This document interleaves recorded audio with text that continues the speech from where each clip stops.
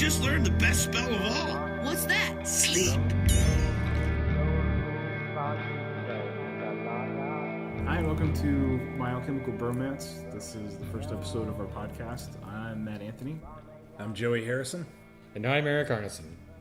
We've been talking about doing this podcast for a while, but it's hard for us to get together. I live in Washington State, and Joey and Eric live in the Portland area. I'm a transplant from Oklahoma, moved up here last year. So I did the same thing. I guess, what was it, like 6 months before, give or take? 6 months before Matt moved up, I also fled Oklahoma for the Pacific Northwest. And Eric was already here, so he welcomed us with open arms. Right? I mean, if that's the introduction we're going to give, then I actually have the most boring backstory because I didn't enter or leave the state of Oregon. So I'm the most boring of the three of us. I've been to Oklahoma before. It's super flat and there's lots of churches. Bunch of churches and gas stations. Mm-hmm. It's a fun place. But in this Good people. I don't think that this podcast is actually going to be about Oklahoma, is it? I hope No, not. I'm not sure we really fully know everything it's going to be about. We do know that we are Masons. Yes, We like beer. we do. We like esotericism. That's also true. The occult. Yes. Wait, hold on a second. So maybe we should back up, and maybe part of your intro should be like, my name is Matt Anthony. I used to run the coolest brewery in Oklahoma until it was stolen away from me by corporate overlords. No. Everything worked out for a reason. And I'm here today, and I'm grateful to be here. Yeah, but I mean, when he says that, it sounds super humble, but we are currently deep in the Olympic Peninsula at Matt's palatial forest castle. And if you hear like the sound of dogs running around in the background, it's his like giant magical wolf and his tiny yappy terrier that wants to kill me. And also a witch dog. Oh yeah. Barley the witch. Barley dog. the witch dog. If you've seen the full tarot card, then you've seen Barley. Yeah, Barley is the dog that is yapping at you as you walk off the cliff. I've been meaning to ask you, how did you get Barley off of the tarot card? Like Eric asked yesterday, like how did he get me into the tarot card? Whoa. I forgot about that because my brains blew out of my head when he mentioned it. Yeah, yesterday the guys actually came up this weekend. We were going to hang out, but there was a Esoteric Book Conference in Seattle. There was the Esoteric yes. Conference in Seattle, which... Yeah, we're a little... I think Eric had a little more faith in what it was going to be than what I did. Eric was kind enough to buy a ticket, and I was a little worried it was going to be kind of a crystal gazing event. Yeah, I suppose there was a big danger in that. Part of that danger might have been allayed if we had looked at the schedule at all before like the morning of the event and been like, oh crap, we're super late. We missed this first one. It sounds super awesome. It ended up being really, really cool. It was really cool. It was a great event. Really good speakers. Some good publishers out, good speakers. Mm-hmm. Mm-hmm. Jason, was it Jason Louv? Was that his name? His last name was Louv, but I don't remember his first name. Not Louvre like the museum, but Louvre like how you would spell the name of the museum if you'd only heard it before. He did a really cool talk on John Dee, Mm-hmm. the book he's writing about him and his life, and really good selection of books from different publishers and vendors. Yeah, what books did you buy, Matt? I don't have them in front of me, so I can't remember the name. There was an interesting book on Hathor, a book on the secret doctrine of Blavatsky, illustrated by Ron Rigi Jr. Oh yeah, that one looked really good. It was pretty interesting. It was more like a zine. Yeah, I didn't even know what it was about. I really like Mm-hmm. Ron Rigi's work, so I grabbed it. I was like, hey, this looks cool. And I also got the Triangle Book of Saint Germain. Mm-hmm. And I can't remember something about the Green Path. Oh yeah, that one looks pretty interesting with the like kind of a botanical. Yeah. Oh, I focus on the botanical. I didn't see that one. So, but the Triangle Book of Saint Germain, that was the one that you were most excited about. And I guess I want to ask you, like, what had you heard about it before, and how does it like? So Saint Germain, the legend of Saint Germain, does it go beyond the Comte de Saint Germain? I suppose probably one of the disclaimers we should have on this podcast is that I cannot pronounce French words. They're all going to sound wrong. So the Comte de Saint Germain. That goes for all three of us. Actually. Yes, probably. Yes. Oh yeah, but I mean, you guys have a really good excuse. You're from Oklahoma. That's true. That's true. That's why we were calling Dangle Saint Germain. Dangle Saint Germain. I get a free pass on that Oklahoma card all the time. Especially, if we, unless we need somebody to make us ketchup sandwiches. Yes. I guess we're the best at that. But for those of our listeners who don't know anything about Saint Germain, the Comte de Saint Germain was a character, a real person supposedly in 18th century France who ran around in the French courts and was like supposedly immortal, and there are legends about like people who had claimed to have seen him over a span of like 70 years or something, and he was always the same age, and like he ate gemstones and like pooped bunnies or something like that. And I actually have some inside information on Saint Germain, some inside knowledge. Oh yeah, because I am Saint Germain. Now see, I know that that's false because I believe I know the real Saint Germain. Oh yeah. Yes, a certain bald man with whom we are all familiar. Tom. Well, you can't say his name. I didn't say his name. That's going to get edited out. Honestly, I don't know a great deal about him either, other than the connection to Martinism. Mm-hmm. Other than that, I don't really know much. I knew that the Triangle Book was a grimoire. I butcher that word all the time as well. So Yeah, actually, Mr. Louvre yesterday said it in a way that grimoire is the way he pronounced it. But I've always thought it would be grimoire. Yeah, I did too. That's what I always thought it was, right? grimoire. All right, but in any case, yeah, I guess I probably should have read it. But so Saint Germain, there were a number of really interesting characters running around in the French courts and the French I don't know what you would call that, the party scene, the super rich people scene around that time, including the movers and shakers. Yeah, the trust fund kids. Yeah, the trust fund kids, the Trustafarians of that time. They all were super pasty and had funny wigs and really strange pants. And frilly things everywhere. Yes. Here's another French word that I can't say. The jabot. Jabot. It's it was their frilly. The frilly. Instead, because they didn't really have neckties at that point. They had these. Can I call my chest hair that? The chabot? I guess it's better than the Joey Amazon. But now I don't have to wear undershirts again. Thanks, guys. Yeah, no problem. Yeah, we're super looking forward to having you record remotely the rest of these. But how does the Triangle Book relate to that? Because it looked like Honestly, I don't, because I don't know what connection that book would have with Martinism. Maybe. Well, Martinism, Saint Germain didn't found Martinism. No, but he's I know their legendary founder, yeah, right? Right. Sort of yeah. He was one of the. That was Zoe. She got a lead on something special outside. Yeah, I'm pretty sure I heard a chicory in the woods out there. A chicory is a very tiny squirrel-like creature. I thought it was a coffee substitute in Louisiana. Maybe down in the flooding lands, but up here in the heavily wooded lands, it's a relation. It's similar to a squirrel, a ground squirrel, or a chipmunk. Huh. Yeah. They're little, super noisy. They make noises that if you don't know at first, they will sound like birds. But that has nothing to do with the occult or Saint Germain. So Did you say it's not germane to the conversation? it is not. This is going to be this podcast probably rife with dad jokes. Oh yeah, bad puns. I was worried about that earlier. I was like, man, I'm getting so old that my jokes are horrible. Don't worry about it. You just gotta let it happen. Okay. Just let it go. I mean, you are the only dad here. So. I know. I've got 4 of them. Four Asian teenagers. Some of whom are older than you. And they're all definitely smarter than I am. So it keeps me mentally agile.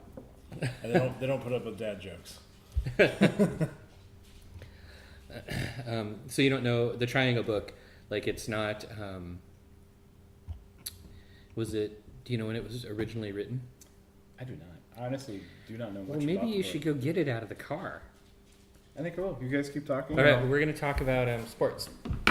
Yes. We're going to talk about sports. So, what's your favorite fictional sport? Oh, I don't even have a favorite one of those. Have you ever seen the movie? What's the movie with Basketball? Nope. No. Nope. Have you ever seen the movie Dodgeball? Oh yeah, that's a good one. Anything with Ben Stiller, although stupid, is great. Have you ever seen A League of Their Own? No, I have not. There's no crying in baseball? You don't. Nope. Dang. So. I've completely. The only sports I haven't blocked out of my life are the Portland Timbers because I have season tickets through work. It took me so long to figure out what RCTID stood for. Oh gosh, I actually knew this, but I believe I'd had a lot to drink at the game when I was told, so I promptly forgot it. I believe it stands for Rose City Till I Die. I don't know, but we'll have to look that up. Sounds right to me. Matt just walked into the house carrying a book that looks an awful lot like a dog.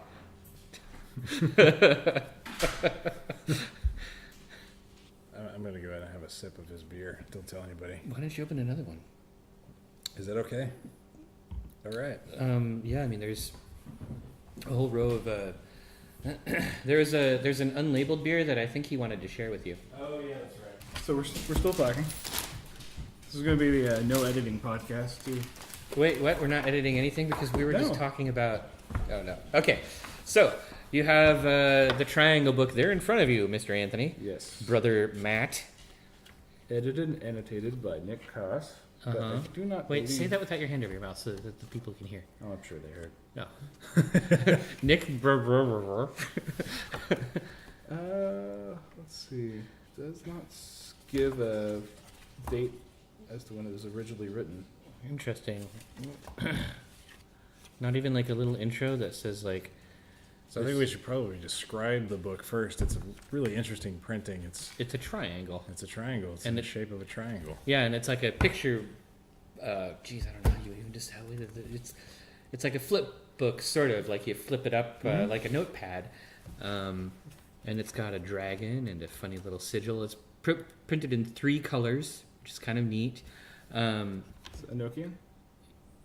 No, No, that's it's not a I thought Nokian. that was for a second, but apparently I not. think reading this first page here, holy magic revealed to Moses, founded in an Egyptian monument and carefully preserved in Asia under the emblem of a winged dragon.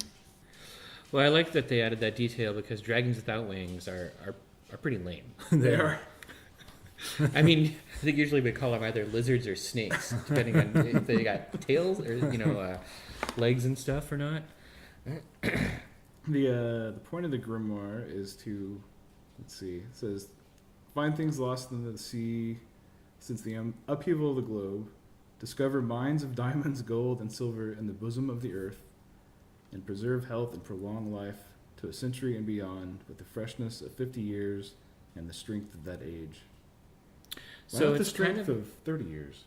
no, 50-year-olds are totally buff. That's true. Yeah, I've That's heard. Only if they're on testosterone Old man replacement strength. therapy. So it's kind of a book about how to become like the Comte de Saint Germain, Yeah. right? Because supposedly he was always wealthy and he always was of the same age and that sort of thing. All right, well, that's cool. That sounds interesting. Yeah. Looking forward to watching you age 15 years as you work through the secrets of this book. And then what was your green book? I see you have Oh, it it there. was Verdant Gnosis, Cultivating the Green Path. I really don't know anything about this book either. It just kind of caught my eye, and I thought, I'll check it out when I get home. Cool. Yeah, that's helpful. Did you get any books, Joey? I got several pamphlets and catalogs from publishers there, Uh-huh. and I bought a really good coffee across the street. I also bought one of those coffees from across the street. That was an interesting experience because there was a game, a UW game going on that day. The Huskies Yes. were playing somebody. So there was tons of there wasn't a whole lot of parking available. It was like a clash of two worlds. It was Esoteric Book Conference Mhm. meets University of Washington College football game on the same campus. Yeah. And so today was the first Seahawks game, right? So we're still Right. talking about sports, even though this isn't a podcast about sports. But I'm going to make a comment about something that's weird culturally up here in the Seattle area, which is that there are so many people wearing Seahawks jerseys and Seahawks colors. And then yesterday, like, so many people wearing Huskies, it's crazy. I mean, perhaps in Portland, like it's a little gauche to be that obsessed with your sports team. So even though we have a lot of Timbers fans, they don't run around all the time wearing the colors, except in the winter when it gets really cold and the hipsters put their Timbers scarves on. That's true. Which is kind of interesting. Like I just kept noticing it over and over and over again. I'm not used to seeing this many sports fans. I am coming from Oklahoma because everyone's all about OU football or LSU football. Well, I guess that's why I didn't even notice it when I did notice it because I didn't think I would notice that here. I didn't think that there would be people would be that into sports here. I just assumed that was more of an Oklahoma or a Southern thing. But no. Yeah, it's shocking. And as long as we're talking about like people wearing the colors of their favorite sports team, I think we should also talk about the fact that so many people at the Esoteric Book Conference were wearing black. Yes. Except for you and Joey. You guys didn't get the memo. I did not get the memo. I feel like I have put in so much time in the occult milieu that I am entitled to wear whatever fucking colors I want. Wait, can you edit that out? I just swore. Are we allowed to do that? Yeah, we're allowed to do that. Yes. It's the interweb. No, I'm the same way. I don't, regardless of whatever I do, I've got my own style and I'm not going to change it. You know, it doesn't matter. Everybody's got their own thing. Mm-hmm. I've always had the same wardrobe. Black. Yeah, black. So it worked naturally. It wasn't intentional, but. So you were kind of planning on this whole esoteric occult thing from like the day you got to pick your own clothing, huh? Oh yeah. You're like, someday I'm gonna totally. This is gonna make sense one day. All this black is gonna make sense. Oh yeah, we're also drinking a beer. Yeah. Can probably you? do a lot. This is a beer that Matt Anthony made for us. Tell us This about is this when I owned a brewery in Oklahoma City. Anthem. This was one of the last beers we released before I left. This is called Festivus. It was a 8% Belgian ale, aged in. Yep, there goes the witch dog. Oh yeah, bourbon barrels, and then spiced with nutmeg and cinnamon and a few other things. So it kind of. It's delicious. I mean, it tastes like it's totally a Christmassy. Yeah. I mean, sorry, Festivus-y beer. It is delicious. Figgy. I actually already finished mine, like a savage. Matt set this aside for Joey specifically because he's like, oh, Joey loves this beer, and we've been waiting all weekend to drink it. Yeah, it's aging nice. Thank you. Well, I want to talk about my books. Okay. I got two. The first one, the Rosicrucian trilogy. It's the Fama Fraternitatis, the Confessio Fraternitatis, and the Chemical Wedding of Christian Rosenkreutz, all in new translations. I believe it just came out. It just came out this year, and the translators. This is pretty exciting. Jocelyn Godwin, Christopher McIntosh, and I have no idea how to say that name. Let me see. Donate Punke McIntosh. It's definitely not donate. I'm almost certain. Sure, it's not donate. I think it's donate. Donate pancakes McIntosh. Donate pancakes McIntosh. Exactly. As Freemasons, we are big fans of pancakes. And Macintosh computers.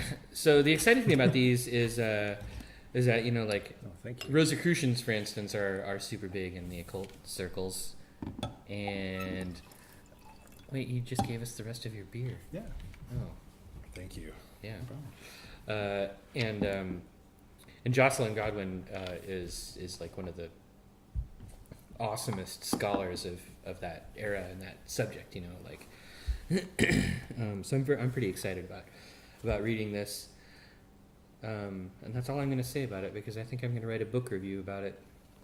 How about this fiction book here? That looks pretty interesting. The one that I've been glued to since we got back. Yeah, you should actually read the foreword to everybody. Okay, I will. Hold on, let me talk a little. So this is The Hole Behind Midnight: A Story of the 25th Hour by Clinton J. Boomer, and it's published by Broken Eye Books, and I met the principal, main dude, the Broken Eye Books dude. He was at the Esoteric Book Conference running the publisher. Yeah, he was there running the booth, and he told me that when he got this manuscript, he thought it was so awesome that he knew it had to get published, and so this manuscript is sort of the reason he started this publishing company. So it's an occult novel. It's a mystery. It's very it's super unorthodox, and it's awesome. Like I've been absolutely glued to it when I've had the chance. So I'll read you the prologue. Oh, prologue. I'm sorry. Yes. Now forward. All right, you guys ready? Let me. Prologue. Fuck prologues. I hate them and refuse to include one. My name is Royden Poole, and this is my side of the story. Straight to the point. Yeah. But it's good. It's got monsters and magic and rules for the magic and interesting like pop culture references and humor and blood and guts and good mystery, and yeah, I'm really enjoying it so far. And supposedly, it says here, I was reading in the oh look, here's the cast. No, I was reading in the copyright section, the 25th hour, which is an important plot element in the book. The 25th hour is a shared world and associated content, including AWAC, Alone We Are Kings, the Forgotten King Society, and the Sideways, are trademarks of the Were Cabbages Freelance Guild and are used here with permission. So that gives me hope because, the publisher, he had another book with like short stories that were set in the same world, and I think those might have also been by Clinton J. Boomer. I don't know. There was a lot of stuff to take in yesterday, so it was hard to keep track of it all. Yeah, there were some really nice. The publishers had some really nice leather-bound, just kind of limited release publications. Oh yeah, Ouroboros Press was there. Ouroboros Press, they had some cool stuff. There was good art too. There was an art gallery and with artists selling their paintings. Mm-hmm. I didn't get a chance to go through the art gallery. It was good. Yeah, there was a lot of really cool stuff there. It made me think of Matt Turcotte. Oh yeah. Because he makes some pretty amazing art. Oh, does he really? I didn't realize that. He's not very noisy about it. I hope we're allowed to talk about it on the internet. I'm gonna have to talk to him about it. I'd like to see it. But I have a piece of his. I have a painting of Varys that he did. That big yellow painting hanging in my study that you guys have never seen. No. Yeah. I know exactly the one you're talking about. Yeah, Not exactly. really. It ended up being way cooler than we even thought it would be. So I think next year we're going to stay downtown and go through the whole conference. Yeah, I think that'd be a great weekend. It'd be a great weekend. Yeah, especially since we missed a really cool opportunity to meet. Let me look at his name real quick. I think I have the schedule. Maybe we shouldn't say the name. We'll just say the title. No, this wasn't somebody on the schedule. This was the Atlanta dude. I know, that's what I mean. Atlanta dude? Fred Satan or whatever his name was. Oh. So, We got Eric. Not we, but Eric. Got a special invitation yesterday. it's Fred. Fred, who is the head of the Atlanta chapter of the Satanic Temple. Anyhow, it would have been really cool to get to meet him, but maybe next time. What was the invite for? Some sort of Satan party in Seattle. That would have been very interesting. I could just see the three of us showing up to a party with a bunch of Satanists. We could have seen At him midnight. showing up because he was wearing black. Yeah. I know. You wouldn't have gotten in. I wouldn't have gotten in. They would have thought we were cops. They said You and me. They said the sports ball game's this way square. Yeah, they're like, what is that, a white hat? You can't come in here. You right-hander. You're in. You cops, get out of here. That actually happened to me when. That didn't happen to me, but the first time I ever went to an OTO lodge in Oklahoma City, a random deal. I was driving through Oklahoma City one day off 23rd Street, and I see this giant Egyptian goddess painted on a window Next to a Domino's. like little strip mall, and it was an OTO temple, Ordo Templi Orientis, which those of you who don't know, that's Aleister Crowley's order. That he took over from a Theodore Royce. You're right. And some other dude. So I wasn't familiar at all with what they actually did there. I'd read some of Crowley's works, but I didn't know how they operated things. At the time, I was married, nice square life in Edmond, Oklahoma. So I went to church with the family one morning, Sunday, because that's what you do in Edmond. Took them all home, and the OTO was having an event that afternoon. Which church? I think it was Is it Life Church?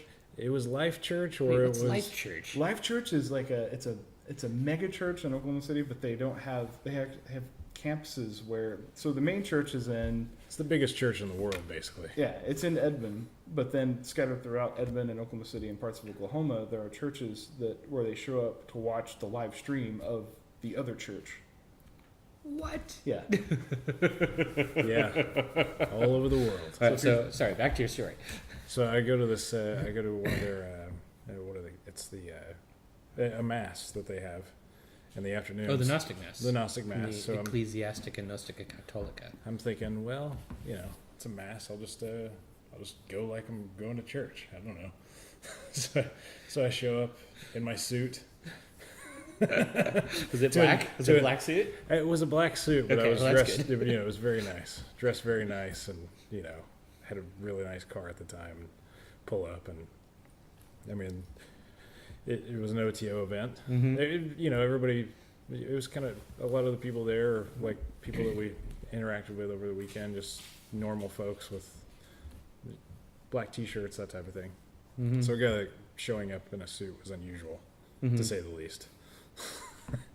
And they were very nice. It was a nice group of people, and I got to know several of them over the years. Really good people. But I just went to that event, left, came back maybe a month later, and just kind of stopped in from time to time. And about a year later, one of the ladies there said that when I left that day, they were all convinced that I was a cop. Coming to check on it. It would not surprise me at all if some regional FBI office in Oklahoma decided that the OTO is worth keeping eyes on. No, they have actually had police stop Really? them. Yeah, detectives and things that are just keeping an eye on them because just the reputation and there's and just the idea of- OTO is pretty big in Oklahoma City, isn't it? It is. they've got I a think nice. a lot of visitors from, I guess, higher up in the Oh yeah, organization come visit regularly. yeah, and actually one of their grand folks, he was there. He's not there anymore, but Lon Duquette goes into Oklahoma City quite often, maybe once a year, and does stuff with them. And Well, I've got a story about that place. I went with you one time to Gnostic Mass, and the very beginning of the Gnostic Mass, I think we were kneeling or went to stand, and the entire crotch and seat of my pants ripped out. oh, that's So right. I had to go through the entire Mass with a probably 1 foot hole in my pants. I have heard rumors that sort of thing is actually appreciated at OTO events. Nobody minds. I don't want to make fun of the OTO though, because No, I not at have a number of friends that I respect who are serious in the OTO. Same here. Well, the occult's kind of like anything else. There are lots of different strains and flavors, and you just got to pick the one that's right for your path. And honestly, somebody looking at the occult from outside, I think it would be very rare if you weren't afraid of the occult, if you were looking at it with a really open mind, a great deal of it is absolutely hilarious. What do you mean? I mean, a great deal of it is absolutely hilarious. Have you ever considered, for instance, what it looks like to an outsider when you're performing your rituals or Absolutely. chanting the names of archangels and It's absolutely prancing about with a little wand? I mean, it looks hilarious. It is absolutely hilarious. It's ridiculous, actually. yes. That's Yeah. what kept me from doing ritual for the first couple months that I wanted to, because I would go into my space and I'm going to look like a fool. This looks completely ridiculous. Well, I mean, when I first started really doing ceremonial magic, I was working through Donald Michael Craig's Modern Magic. That's how I got started as well. Which, if you look at that book, it is an absolutely ridiculous looking book. I mean, the edition I had, which I think might have been like I don't know. I still think it's really cool. The very cliche cover of the with the blue, with the lady all like wah wah wah, waving her dagger around, and the flaming pentagram, and her robes flowing behind her, and it's just kind of like, when you're a white trash kid from Logan County and you see that book, you're like, oh my god, that ain't no ketchup sandwich. that is not a ketchup sandwich, and magic is real. I'm gonna be on a stone tower one day drawing blue pentagrams of the sword while the wind blows through my long hair. With that lady.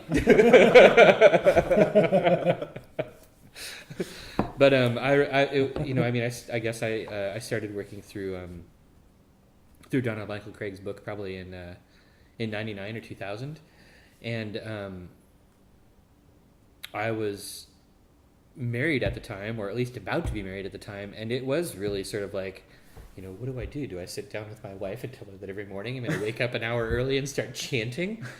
And I was super nervous about it, and to her credit, she was like, "Cool, let's do that. I'll help you find an altar. I'll help you." I was like, "All right, cool." So we didn't live in a really big place, so she was definitely okay with me doing weird stuff in the living room and chanting and stuff. And having a house full of four young kids and a wife, like I did, that was challenging. But I mean, at least you had virgin sacrifices available,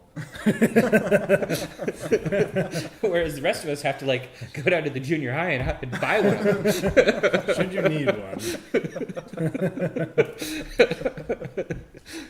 There were a lot of late nights and early mornings to get it done, but yeah, somehow I got it done more often then than I do now when I don't have to worry about that. Yeah, that's interesting to me. That's odd to me too. But it reminds me of at the end of, oh geez, it's been so long since I've even looked in Modern Magic that I'm having trouble remembering that. It's kind of at the end of one of the early chapters where he talks about the Isis, Apophis, Osiris cycle. Right. the dying god. Yeah, but so I was working through with a group at the time, over the internet. It was an internet group, and we had a lot of discussion about this particular cycle where people who had been practicing or even using Craig's work longer than I had were talking about how the practice will go on really strong for a little while, and then it'll kind of wane and you'll sort of lose interest. But it's all a question of sort of will, forcing yourself back into the practice and then starting up again, or working through it even when it doesn't seem to be doing anything, and either the ridiculousness or the tedium is just sort of weighing down on you. So you hit a point where you run into something that's really scary and it scares you off for a year or so. Which that might be a good topic for another podcast, but I think we've all run into scary things. Yeah. Yes. Scary as in your entire life imploding from. Well, not necessarily that, but just Jeez, I mean that happened to me too, but that's also a different podcast. yes. I mean more just hearing or seeing something that scared you enough to put you off from practice for a while. Yeah, and that can be anything. Emotional things, your life. Things just kind of go crazy and you got to focus the on future other accidentally. I'm really sorry about what's going to happen to you, Joey. Thanks. I'm going to go take flight at Snoqualmie Falls now. Like I should have done earlier. Oh yeah, so today, so we didn't do both days of the Esoteric Book Conference. Today we did a little bit of the Twin Peaks tour. It was sort of cut short, but we at least got hamburgers. Actually, the great thing that Matt and Eric did Friday is they introduced me to Twin Peaks, which is an episode that I've never seen. Or it's a series I've never seen. And I thought it was pretty awesome. So going to the cafe just straight out of the box. Yeah, I took them to Snoqualmie Falls, which was the scene of the Great Northern and the opening, or one of the opening shots in the title sequence. And yeah, we ate at the Double R Diner. Took them where the Welcome to Twin Peaks sign was, Bromance Bridge. Mm-hmm. Yeah, it was all pretty neat to see. It's so weird to think about how long ago that was. And then I guess sometimes it's also really weird to think back on that TV show and how freaking weird it was. It's when you introduce somebody to it, it starts off seeming like just sort of like a quirky murder mystery. And it's not until the third episode where you get, I guess in the second episode you've got Laura Palmer's mom seeing Bob in the corner, Mhm. right? But then in the third episode is when, Agent Cooper has this dream, and you see the man from another place doing his little like let's rock thing, and talking about that gummy like, and then It was an amazing scene. yeah, and then the rock throwing, the Tibetan rock throwing part. It was just so out of place for its time. Oh, yeah. I can't imagine I vaguely remember watching it as a kid. I think I was probably It was maybe 19. third or maybe fourth. It was or fifth grade? 1990. Whatever year. Yeah. I think it was. Yeah, I was a kid, but I don't remember That would have nothing. been Mhm. first grade, probably. First, second grade? No, Wait. wait, you're the same age as I am, so that would have been Jeez, third grade. how young are you guys? We're 37. Oh, you're not. We're not young. No, but you're only like 3 years younger than I am. Yeah. So, I mean, I must have been a freshman. I remember Twin Peaks, but I don't remember. I never watched it. I watched it. It I was. just remember it being like a thing, and It was so weird. I loved Yeah. how weird it was. I had no idea what was going on. Oh, but the I loved witch its dog. weirdness. The witch dog is here. He's here to speak. You got something to say about Twin Peaks? So somebody's coming forward. What's this witch dog? Is it just how your fur grows? Whorls, weird signs. just to let you guys know, on the podcast, we've got two small to medium-sized dogs that are very intelligent and getting frustrated with us because we've been sitting in one spot for too long. Oh yeah, yeah. Also, I think it's time to open another beer. Think so? Yeah, Joey took the unlabeled one out of the fridge. Yeah, I think that may be. It's either going to be Pappy Burleson or it's going to be Count Pedro. Count Pedro. Yeah, Count Pedro was another Belgian ale, aged in tequila barrels and then finished with habaneros. Aged. I hope it's that one. You don't know which one it is? It's unlabeled. All right, everybody. This is podcast people. Because whenever we were labeling, there would be leftover bottles, like not enough to fill a case, so I didn't bother labeling them. Can you tell by color? That looks like, well, Kind of looks like the one we just had. It does, but he said it wouldn't be Festivus, probably. well, there's a possibility. That's enough. Maybe. So should we describe this beer? It is amberish. It's not very clear. I think this is Pappy. Oh, it has a nose like. Yeah. So yeah, It smells like somebody filtered beer through a grandpa. a very bourbony grandpa. Yeah. Thanks, Pappy Burleson. Yeah, Pappy Burleson was named after a really good friend, Randy Burleson, Uh-huh. and Here's some witch dog moss for you. this was, it may still be the strongest beer that was ever brewed in Oklahoma. It was Yeah. 19%, if I remember right. Uh-huh. And Oh, aged this is in 19%? 19%. Are you serious? And aged in bourbon barrels for a year. Jeez. So this podcast might get a little weird. Yeah, Breckenridge bourbon. It's supposed to be weird.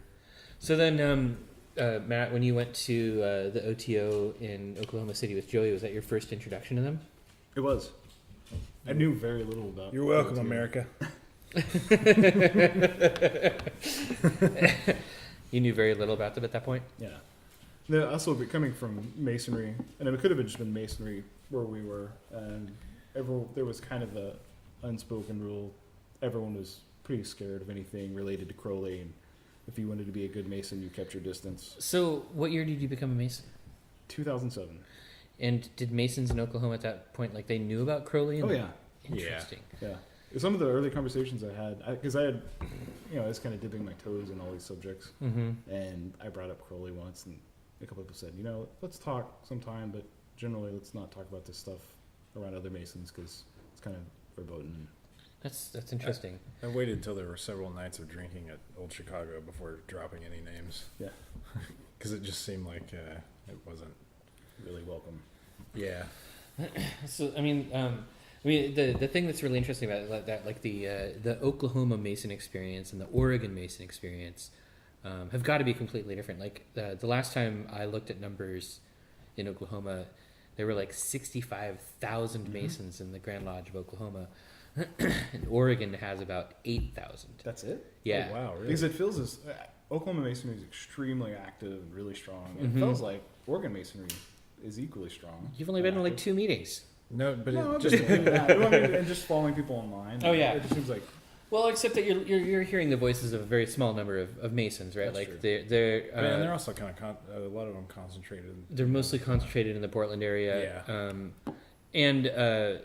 And the Masons who are active in Oregon are really, really active. It's just, at least I think so. I mean, I don't know. It's hard to, it's very hard to compare. Every Grand Lodge is so different that it's really hard to get a good view of how it goes. But yeah, I'm still not sure. Just looking from the outside here in Washington, it feels as though Washington Masonry is maybe not as active. and I have never been, I've been to some lodge functions in Vancouver, but I've never really done anything in like Seattle Freemasonry.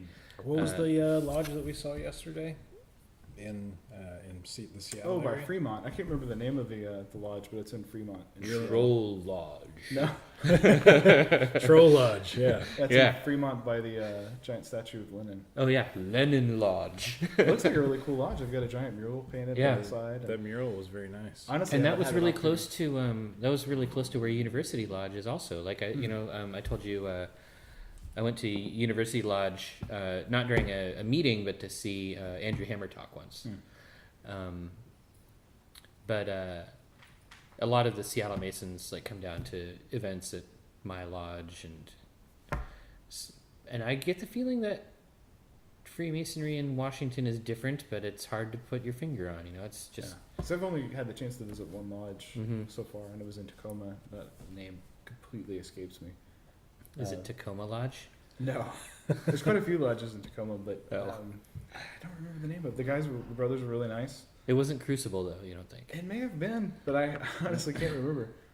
But that was my only experience with Washington Masonry. But next week I'm visiting a lodge in Gig Harbor, Mhm. and then in October, Esoteric in Seattle. Oh, Mhm. there's a Hopefully- lodge here in Gig Harbor? Yeah, Nice. yeah. They were dark during the summer, so I didn't get a chance to. Yeah. Actually, right down the street from the Double R Diner in North Bend is the Masonic Lodge there, or at least it's their original building. Yeah. I can't remember what they were called, but I believe it was number 192 or 198. I didn't catch that. Yeah, it was right there. I didn't really. It was. I went and tried to look. I didn't take a whole lot of time, so I don't know if they're still meeting or anything. But So speaking of Freemasonry, and so actually something for everybody on the podcast to know is all three of us coagulated together over the past few years because of Freemasonry. We met, Matt and I met in Edmond Lodge in Oklahoma, and then Met Eric online. met Eric online and through some of the Scottish Rite affiliations and things. So we just have all coagulated over the years. What brought you into Masonry, Eric? Well, I became a Mason in Southern Oregon in the year 2000. In the year Far back in 2000. At the time, it's no coincidence that I had started doing it. 2000. Eric Arneson will become a Freemason. I think I remember seeing that episode. Yeah, it was a good episode. I was, it's no secret that I was, like I said earlier, like that was about the same time that I started with Donald Michael Craig's Modern Magic. So that all kind of happened around the same time. It all happened around, and I got married that year too. It was a year of great change and great responsibility. But I think at the time Well, I'm going to be a man here. Let's just pile as much on as I can. I was piling on as much as I could too. Like lots of stuff was happening. Like I had my first real job. I had my first real blah blah blah blah blah. I had a cat, a car. I had gotten like Bought a a brand house? new car. No, that was way later. Oh, was it? Almost bought a house, but then it turned out to be a meth house. That's a different story for a different podcast, probably. But I guess I went looking for Freemasonry for two reasons. First of all, I wanted to have a greater sense of connection to the community. Like I wanted to,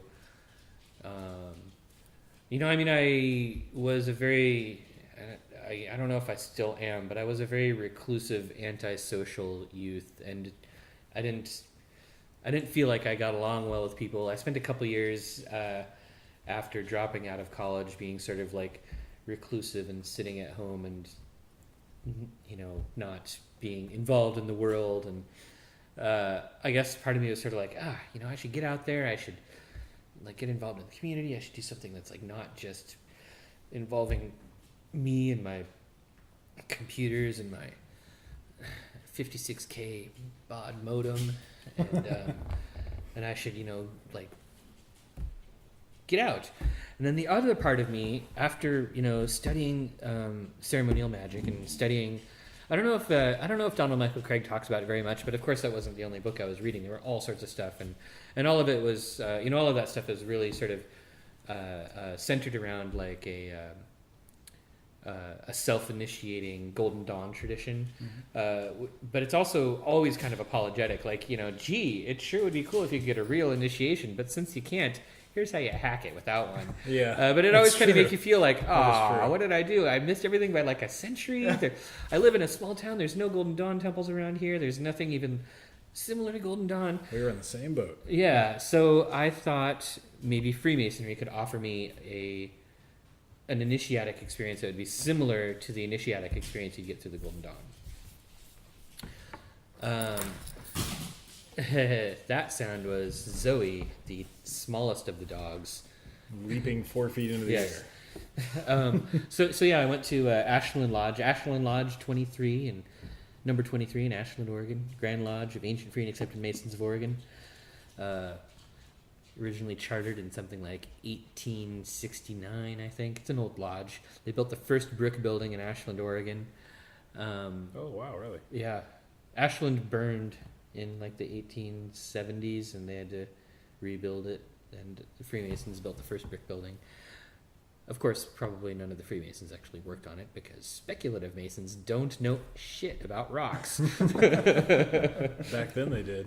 Yeah, no, well, some of them, I'm sure, yeah. Yeah. You know, especially in areas like that, probably farmers. And, I mean, that's how I get into it. Because you're a farmer? Another story. No, What, a ketchup farmer? A friend's grandfather who is still a farmer. But continue. Sorry. No, please.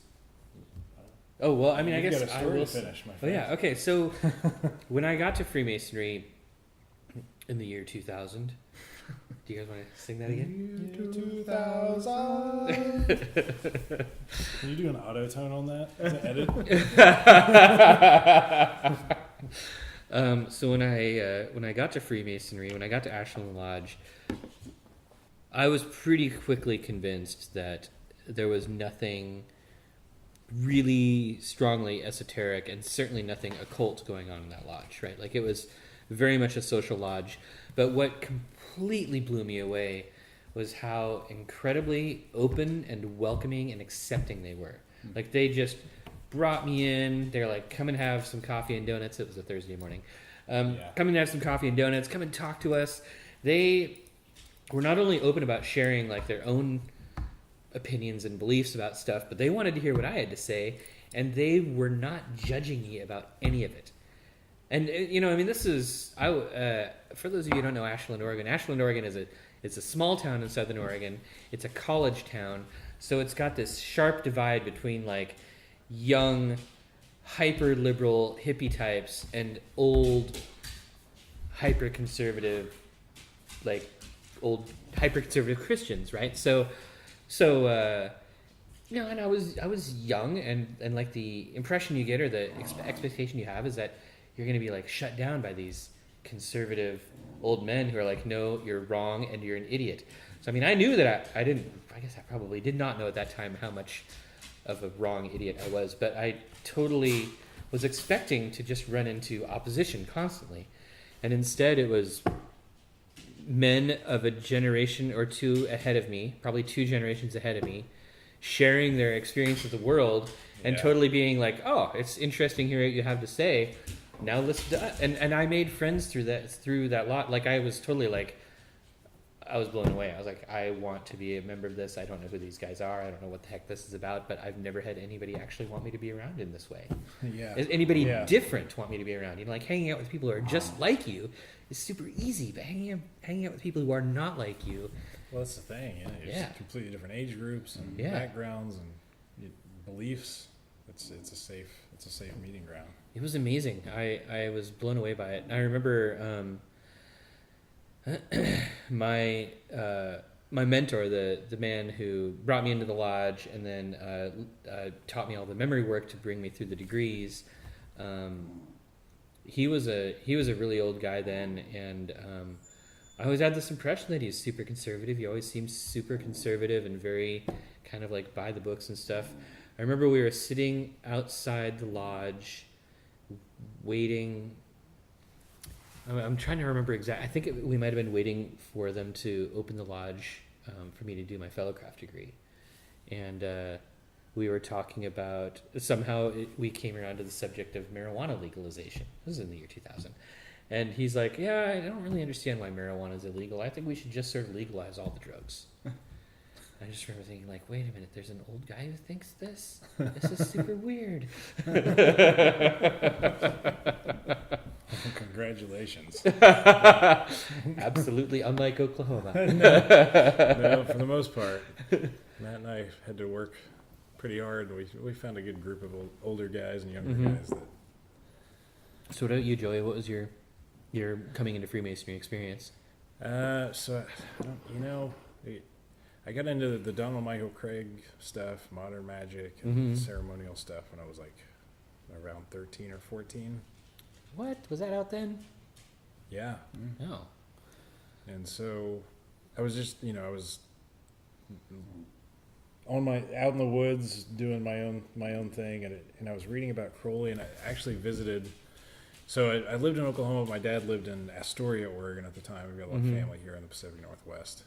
It is the best place in the country. It really is. Here's to the Pacific Northwest. Here's the Pacific Northwest.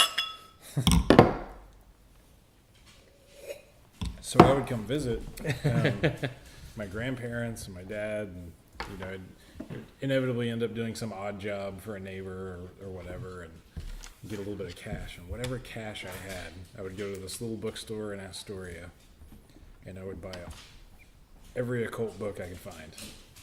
And it ended up being like, Israeli Regardi's The Golden Dawn, and some Aleister Crowley, the Book of Lives, Aleister Crowley, just whatever I could find, basically. Yeah. So I'd go back and do my own solitary practice. But through that, I read about Freemasonry and just through various readings. And it was kind of an interesting topic. I never really focused on it or worried about it. I was just reading about, ceremonial magic. But then my best friend, his name is also Joey. I grew up next to him in Logan County, America. And Logan County, America. His grandfather had a big farm in Dover, Oklahoma, and we'd go up there in the summer and shoot turtles and just have fun. But we were walking through the living room one day, and I noticed a giant Bible with a square and compass on it. And he was a Freemason. His grandfather was, and just a salt of the earth, really good guy. And his grandmother was very active in her role as a wife, in the rainbow and all that stuff. So Joey, when he turned 18, his grandfather, he got initiated in a lodge way out in Dover, Oklahoma, actually. He got married at the Guthrie Scottish Rite Temple, and I was the best man at that wedding. Just an amazing building. His grandfather took us around, gave us a tour, and when I was in the gigantic library that they have, I noticed the Hogwarts? The 13th century Abbey Library. That's it. I noticed this specific special section of books, and just some of the subject matters and things. Wait, what year was this? Oh gosh, this was probably like 2000. That was 2004, I think. 2005. And so I saw the titles, and I was thinking, oh my God, it's been here all along. I found it. Well, it had been there for at least a year. Yeah. I realize that now. But so I said, hey, talked to his grandfather and asked how I could join, what the process was, and he made a couple of. His Joey's brother-in-law actually was a Mason as well at that point, and he introduced me to some guys in Edmond, and we went from there. And so, what's the name of your mother lodge?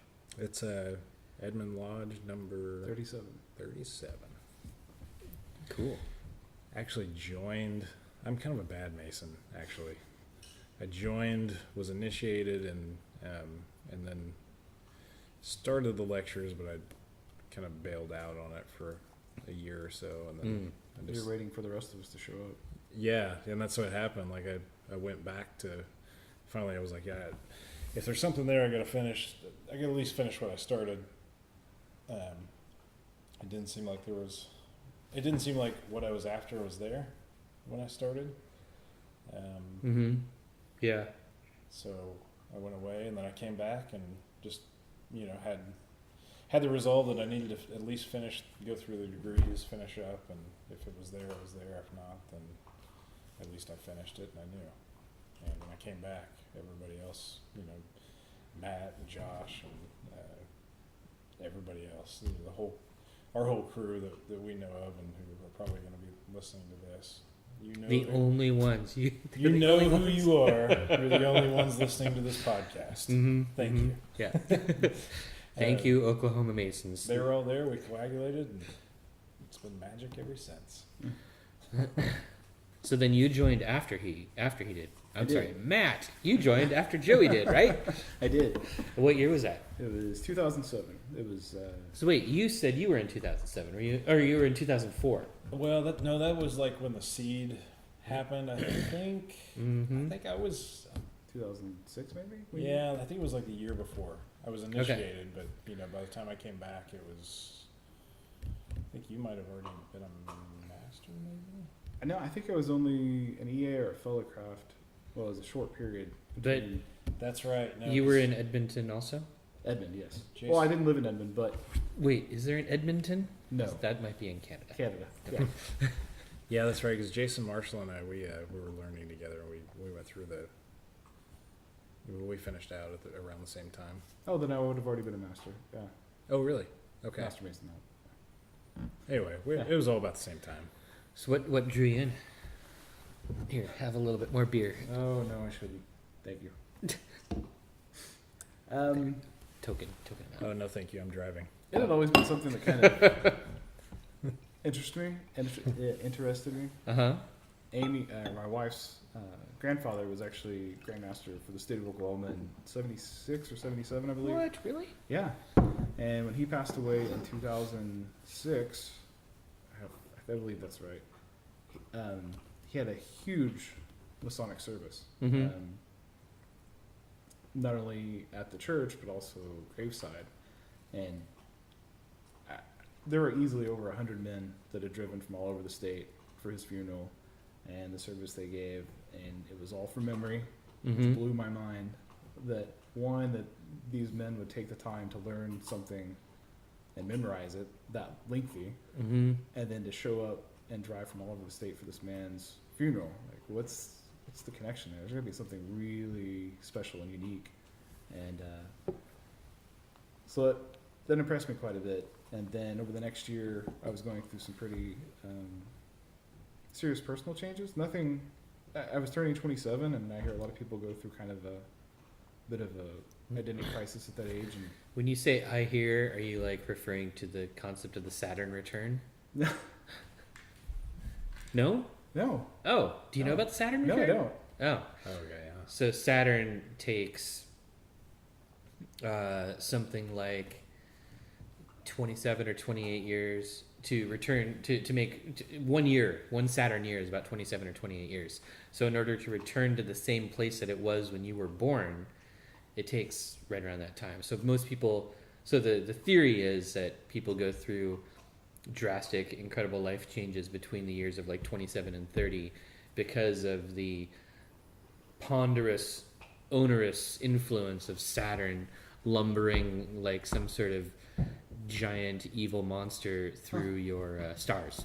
Wow, I'd never heard that. I just going off What? of other friends' experiences at that age and people that are older than me saying the No. same thing. Like, yeah, 27 See, seems to this be is a what turbulent happens when year. you don't spend your formative years in Ashland. I know. I know it was a turbulent year for me. I got married. Yeah.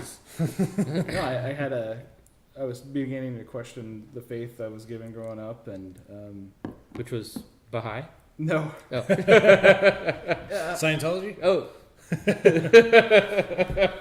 no, I was raised a Southern Baptist, and just for me, the fact that I was given that growing up, and I'd never taken the time to really examine it or question it, and I was finally starting to have some questions about it, and questioning out whether or not I believed in God at all, and I had a friend to die, and well, it was a lot going on that year, and so I thought, I thought back on that funeral, like, I felt like there was something missing in my life, and I needed to find some kind of.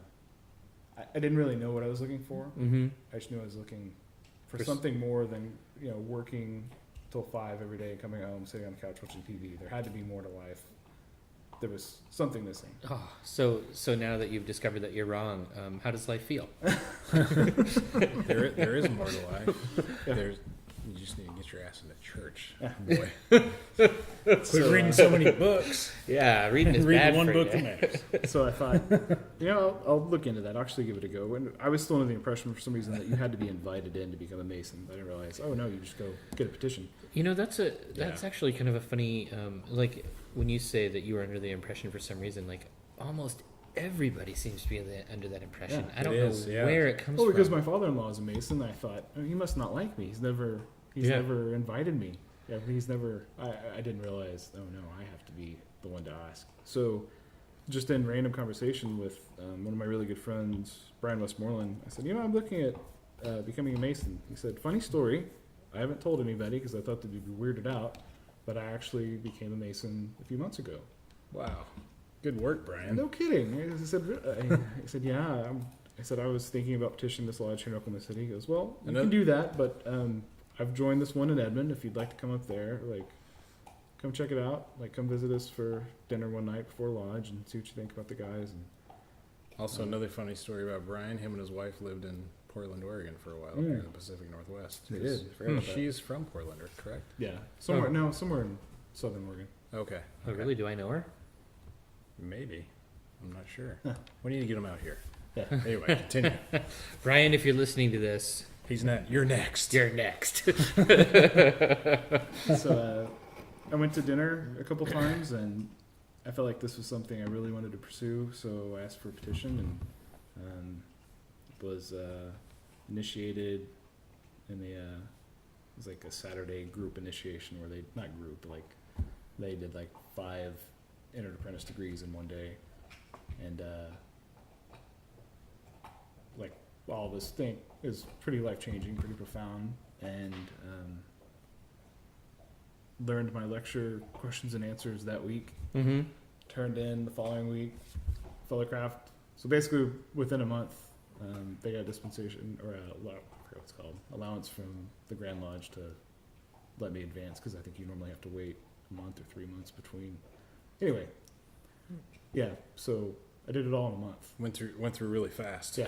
Without. Oh yeah, in Oregon we don't really have a rule like that, but every Grand Lodge is different. Yeah. So. I was just it was really impactful, and I was just really loving it, and Mhm. so I blew through it. And then 2 months later, I joined the Scottish Rite. So it was a pretty transformative year. It Mm-hmm. was broken down considerably, especially by the end of the first Scottish Rite reunion. Mm-hmm.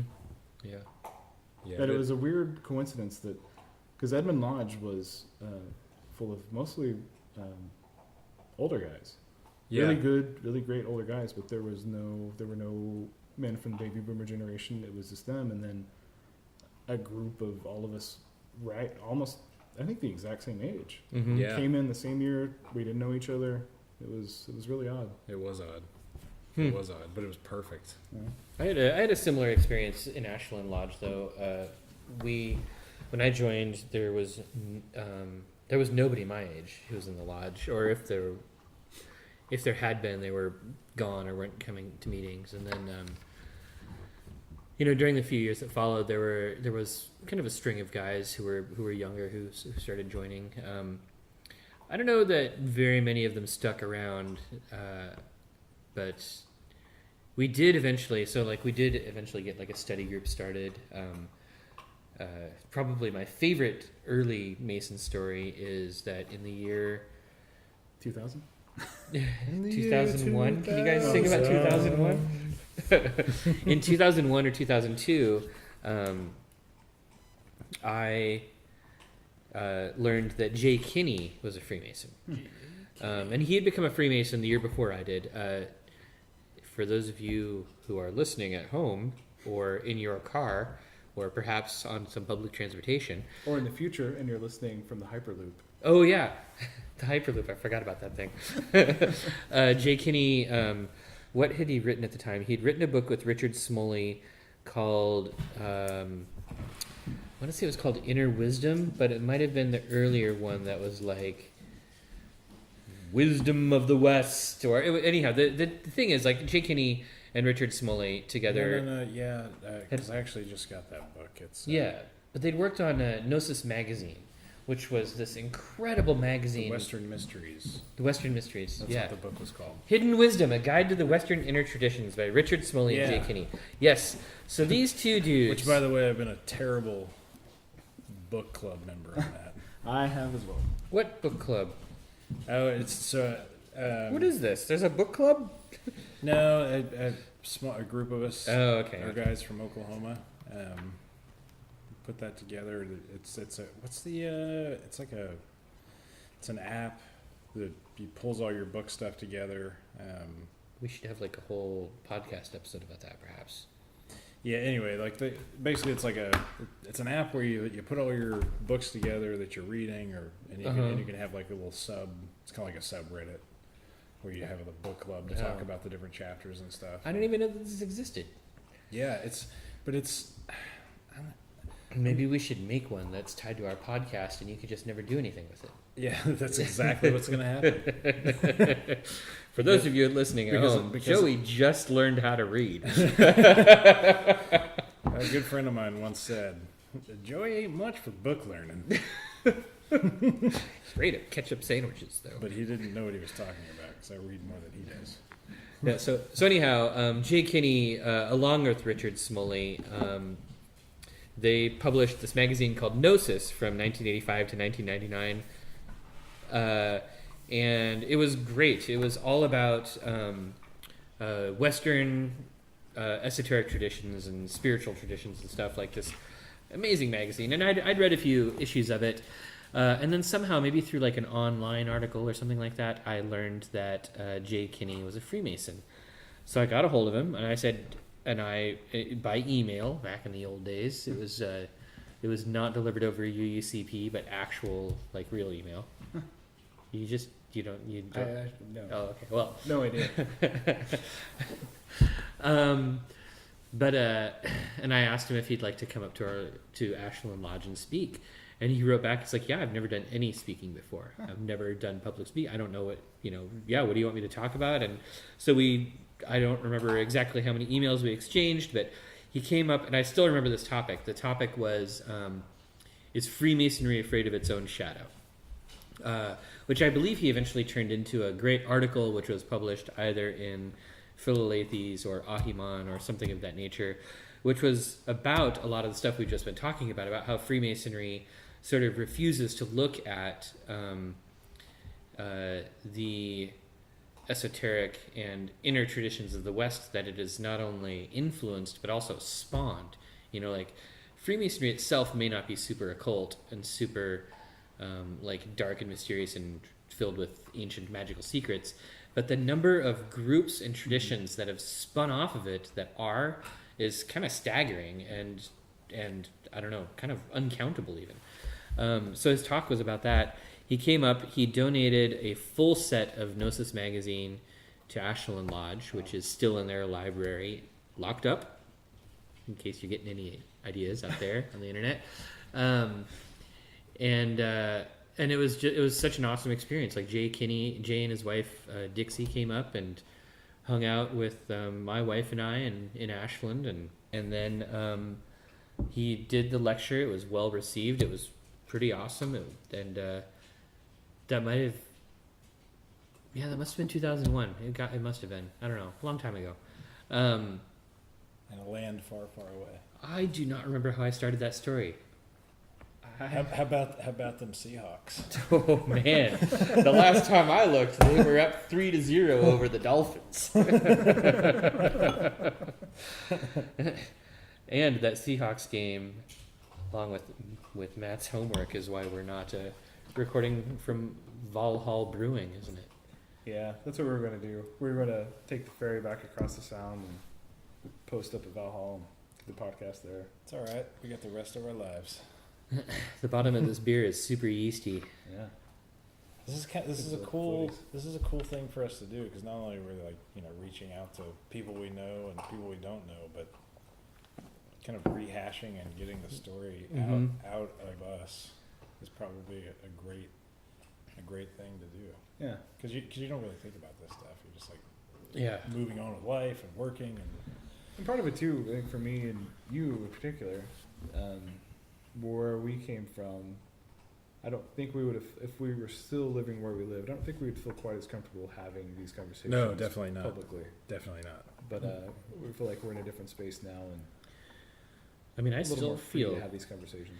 yeah, but I Yeah. mean, it's an interesting thing, There's still some hesitation. yeah, and there's this experience, especially like in the I think Wiccans call it coming out of the broom closet, where you sort of like reveal to the world, hey, I read tarot cards and summon demons, and I talked to a god the other day, and it was super groovy. We had tea.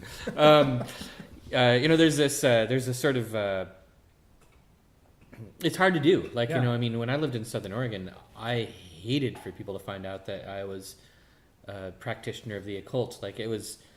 And I'm sure they could tell. I mean, I was super weird, I think. But it was always a really uncomfortable thing to talk about. Like, you never know how people are going to take it. You never know how people are going to look at it.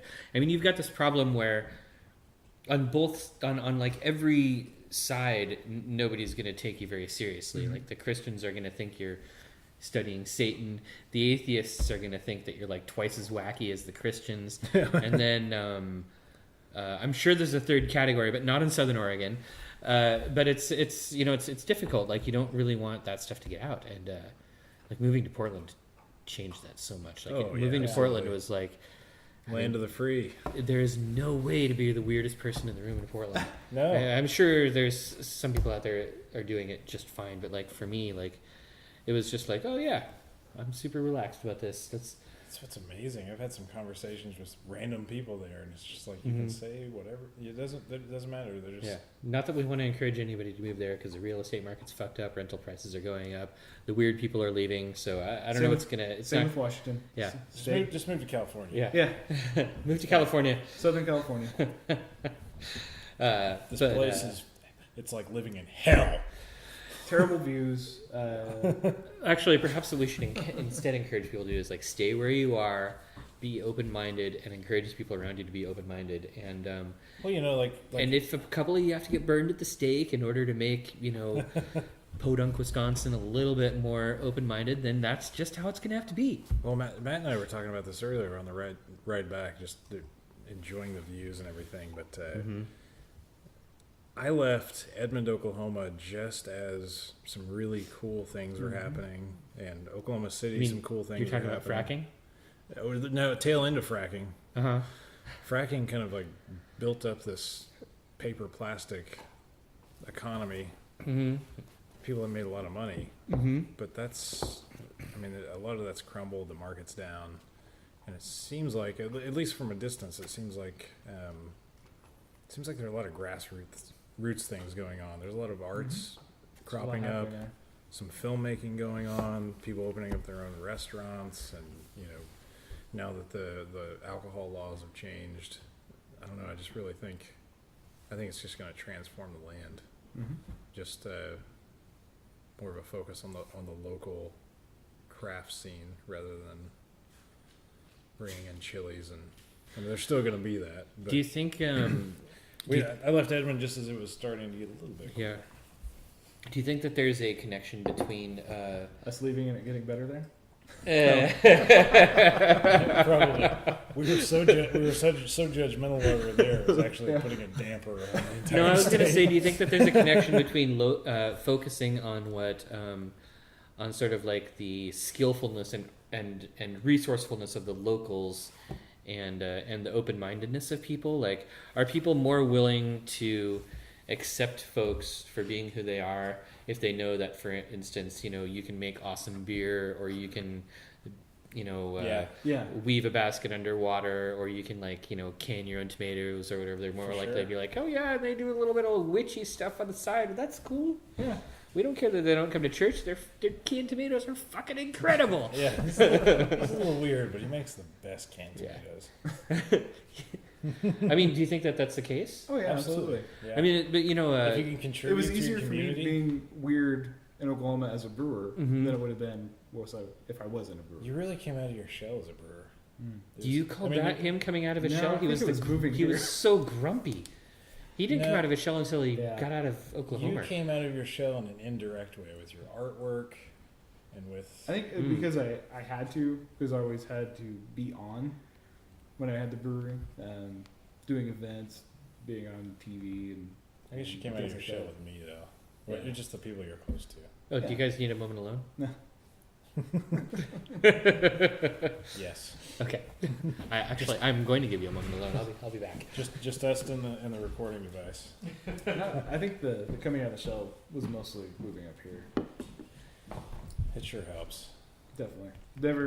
Never discount the impact that geography and climate and a place can have on your happiness. Not just like the lack of that social response, because you're there. You've got friends and family that have there's the cultural stuff that goes on wherever you're from, and when you move away from it, you don't have to worry about conforming to any kind of norms that. I mean, You just want to be polite. You don't want to. Well, and there's the reality that things are far more liberal, and for guys like us, where that's more of that fits us more. It's easier for us to be us Yeah. in that environment. That's not to say Oklahoma isn't bad. I mean, everybody likes what they like, and they want to live where they want to live. It just happens that the better place for us was here. And Everybody's got their own spot. yeah, I've had a couple of friends that have come to visit from Oklahoma, and they're super content and happy living there. They're great. They're just kind of the same way, pretty much the same way we are. They're just they love it there. mm-hmm. You really strong family roots, and it's where you've grown up, and whether it's Oklahoma or Chicago or Florida or wherever, having those really strong family roots, just depending on kind of like, I guess, your family dynamic. I don't know what the secret is, because I've got family members there too, and I would like for some of them to come out, but it's not.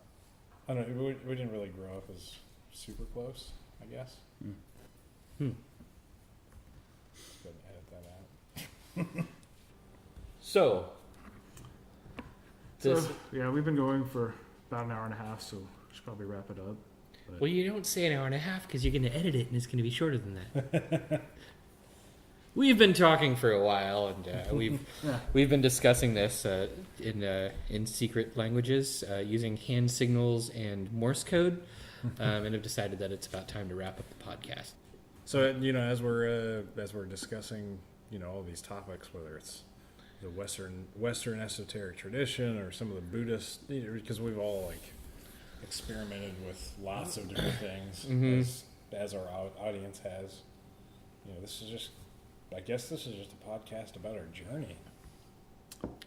And maybe it won't even be about that sometimes. Maybe sometimes it'll just be about beer. Maybe sometimes it'll be, I think we're just going to let this happen organically, and Yeah, we've introduced ourselves and just to kind of what we're into, and we'll let it go where it goes. And it's not always going to be all of us. Yeah. Sometimes it may just be Eric. Sometimes it may Yeah. be 18 of us. Mm-hmm. Yeah, we will have guests. lots of guests, Mhm. and we're just going to let it grow like a plant, Mm-hmm. But probably, like a green plant that changes your mind. yes, it's going to be like a If you know what I verdant mean. gnosis. In fact, perhaps maybe our next episode will be Matt giving us a book review of the Virgin Gnosis, or at least figuring out what it's about. Yeah. Is that a keyhole and some cleavage I believe it is. with some snakes? No, That's what's made me want to buy it. That's either an upside down keyhole or a penis. And on that note, so yeah, thanks for listening to this first episode of my Alchemical Bromance. There we go. Peace out. Stay awesome, Internet.